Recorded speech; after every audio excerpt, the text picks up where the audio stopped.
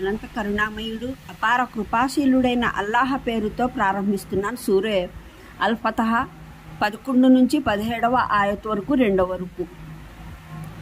ప్రవక్త, పల్లెవాసులైన అరబ్బుల్లో ఎవరినైతే వెనుక వదిలివేయడం జరిగిందో వారు ఇప్పుడు వచ్చి నీకు తప్పక చెబుతారు, మేము మా సిరి సంపదల పిల్లాజల్లల చింతలో నిమగ్నమైపోయాము, మీరు మా కొరకు క్షమాభిక్షను వేడుకోండి అని.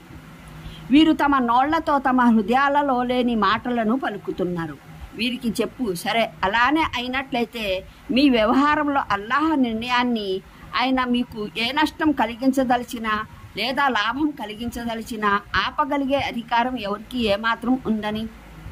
మీ ఆచరణలను గురించి అయితే అల్లాహకే బాగా తెలుసు. కానీ అసలు విషయం మీరు చెబుతున్నదేమీ కాదు. నిజానికి మీరు అనుకున్నది ఏమిటంటే దైవ సందేశహరుడు విశ్వాసులు తమ ఇండ్లకు ఇక ఎప్పటికీ తిరిగి రాలేరు అన్నది. మరేమో ఈ ఊహ మీ ఆంతర్యాలకు ఎంతగానో నచ్చింది. మరి మీరు మా చెడ్డ అనుమానాలకు పాల్పడ్డారు. నిజానికి మీరు అత్యంత దుష్ట మనస్కులైన జనులు. ఏ జనులనైతే అల్లాహను ఆయన సందేశహరుణ్ణి విశ్వసించరో అటువంటి తిరస్కారుల కొరకు మేము ప్రజ్వలించే అగ్నిని పొందుపరిచి ఉంచాము. ఆకాశాలు భూమికి చెందిన సామ్రాజ్యానికి స్వామి అల్లాహ్ మాత్రమే. ఆయన తాను కోరిన వారిని క్షమిస్తాడు, తాను కోరిన వారిని శిక్షిస్తాడు. ఆయన క్షమాశీలుడు, దయామయుడు.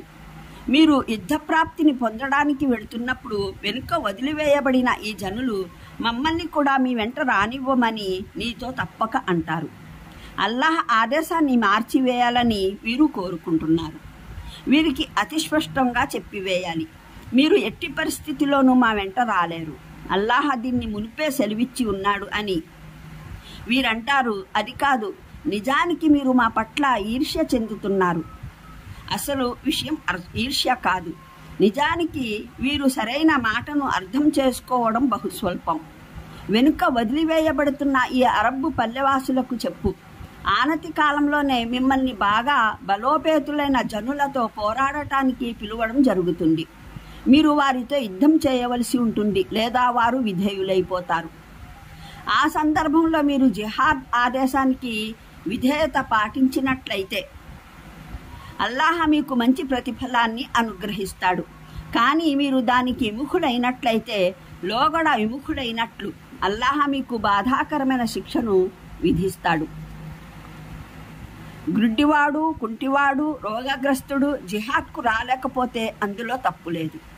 ఎవడైతే అల్లాహకు ఆయన సందేశహరునికి విధేయుడవుతాడో అల్లాహ్ అతన్ని స్వర్గాలలోకి ప్రవేశం కల్పిస్తాడు. వాటి దిగువన కాలువలు ప్రవహిస్తూ ఉంటాయి. మరెవడైతే విముఖుడవుతాడో అతనికి ఆయన వ్యధాభరితమైన యాతన విధిస్తాడు.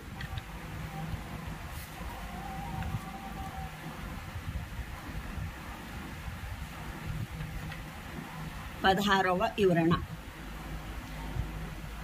ఉదయం సాయంత్రం పరిశుద్ధతను కొనియాడటం అంటే భావం కేవలం ఉదయము సాయంత్రము మట్టుకే కాదు, అనునిత్యం పరిశుద్ధతను కీర్తించాలన్నది. మనం ఫలానా విషయం తూర్పు పడమలకు వ్యాపించింది అని అనుకున్నటువంటిదే.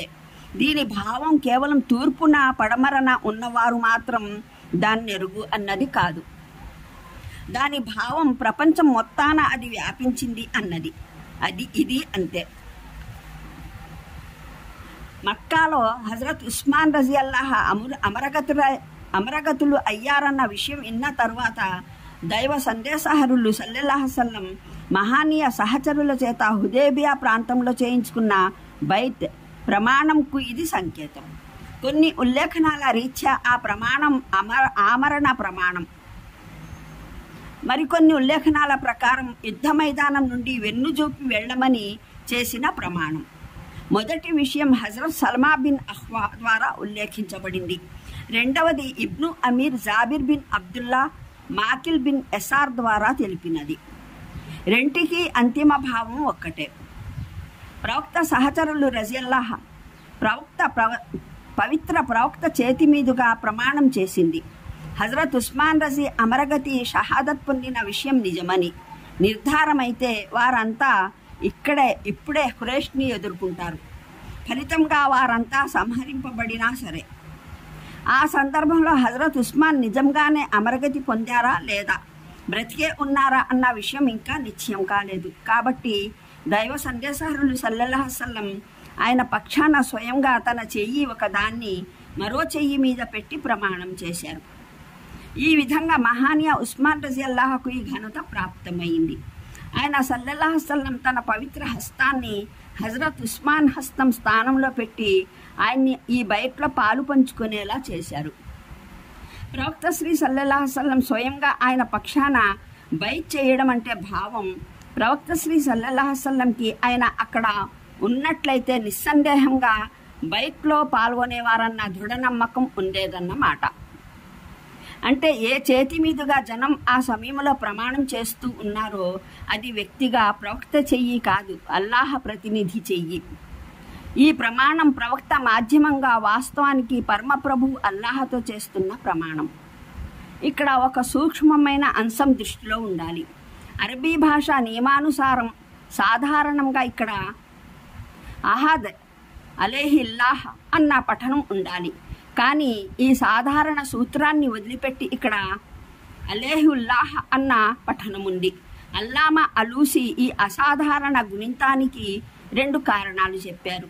ఒకటి, ఈ ప్రత్యేక సందర్భంలో ఈ ప్రమాణం ఏ అస్తిత్వంతో పటిష్టం చేయబడుతున్నదో ఆ దేవుని మహానీయత, వైభవ ప్రతాపం వ్యక్తీకరించడం ఉద్దేశం కనుక ఇక్కడ అలేహికు బదులు అలేహు అనడమే ఇతోధికంగా సముచితమైనది. రెండవ విషయం,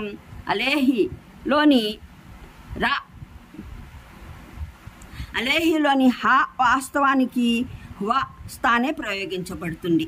దీని అసలు గుణింతం ప్రకారం ఇరాబీ పేష్ ఊకారమే సరైనది, జేర్ ఈకారం కాదు. అందువల్ల ఇక్కడ దీని మూల గుణింతాన్ని అట్టే ఉండనివ్వటం ప్రమాణ పరిపూర్తి విషయానికి ఇతోధికంగా సముచితమైంది. ఇది మదీనా చుట్టుపట్ల నివసించే జనుల ప్రస్తావన. ఉమ్రా కొరకు సన్నద్ధులవుతూ దైవ సందేశహరులు సల్లల్లాహు అలైహి వసల్లం వీరిని తమతో పాటు రావాల్సిందిగా ఆహ్వానించారు. కానీ వారు విశ్వాస ప్రకటన చేసి ఉన్నప్పటికీ వారికి తమ ప్రాణాలు ప్రియప్రదమైనవి గనుక తమ ఇండ్ల నుండి బయలుదేరలేదు.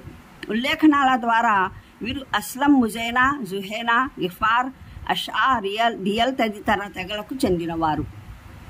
దీనికి 2 అర్థాలు. ఒకటి, నీవు మదీనా చేరిన తర్వాత తాము బయలుదేరకపోవడానికి వీరు అనేక కారణాలు చెబుతారు.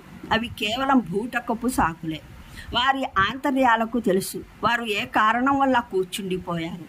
2, వారు దైవ సందేశహరునికి మన్నింపుకై ప్రార్థన చేయాలని ఆర్థించడం కేవలం నోటి మాటలే.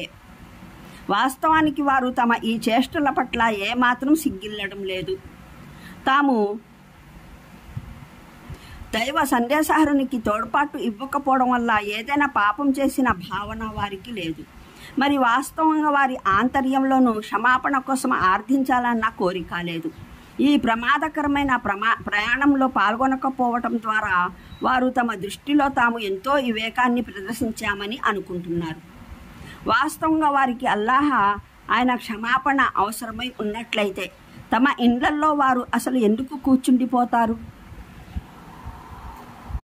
అనంత కరుణామయుడు, అపార కృపాశీలుడైన అల్లాహ్ పేరుతో ప్రారంభిస్తున్నాను. సూరే అల్ ఫతహ్ 11 నుంచి 17వ ఆయత్ వరకు 2వ వరకు. ప్రవక్త, పల్లెవాసులైన అరబ్బుల్లో ఎవరినైతే వెనుక వదిలివేయడం జరిగిందో వారు ఇప్పుడు వచ్చి నీకు తప్పక చెబుతారు, మేము మా సిరి సంపదల పిల్లాజల్లల చింతలో నిమగ్నమైపోయాం.